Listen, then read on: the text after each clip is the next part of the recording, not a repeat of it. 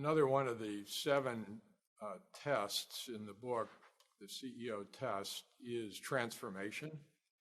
And of course, that warms the heart of any healthcare leader because we think that we've been in transforming situation for years. That's just part of the job.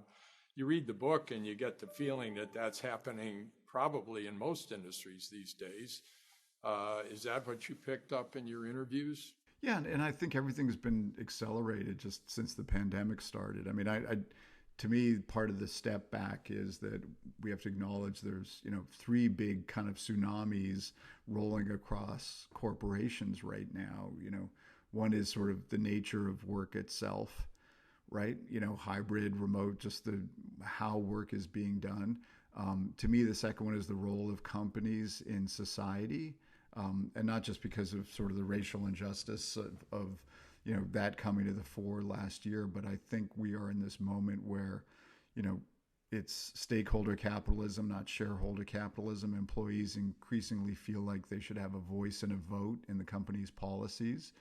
And then the third thing is the sort of leadership itself. And what's expected of leaders, and the idea of command and control leadership. I think that era is officially dead, right?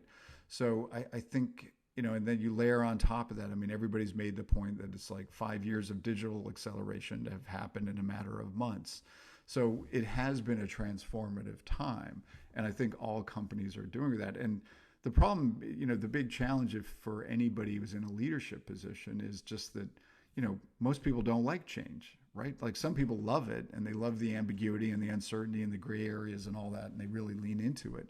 But most people don't like change because it, uncertainty means risk, and, people like to sort of go into work and have a sense of stability. And so the challenge then for leaders is, how do you get people to be open to that? Because otherwise people are just going to freeze and not do anything. So how do you get them to actually want to help with their transformation? And I think, there's a few key parts of the playbook is being really clear on the simple, like, this is the state of our company in the world today. And these are the reasons why we have to change. And also then paint a picture of, like, this is what we will look like when we change. And just to create a very simple picture that nobody can argue with, right? Based on data, like, here are the trend lines. We show the New York Times as one of the case studies in the book. And, print advertising, which was the mothership of revenue, was going down like this. And so status quo was not an option. They had to change. So I think that's the first thing that you have to do. Clarity about, like, this is the world today, status quo isn't an option, and this is where we need to get to.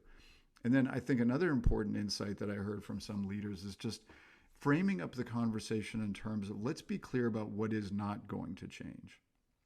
Fundamental, whether it's values or mission or purpose and what we stand for and the contribution, if you say that is not going to change, mission, tradition, or mission is not going to change, but maybe traditions are, like the processes and how we get there.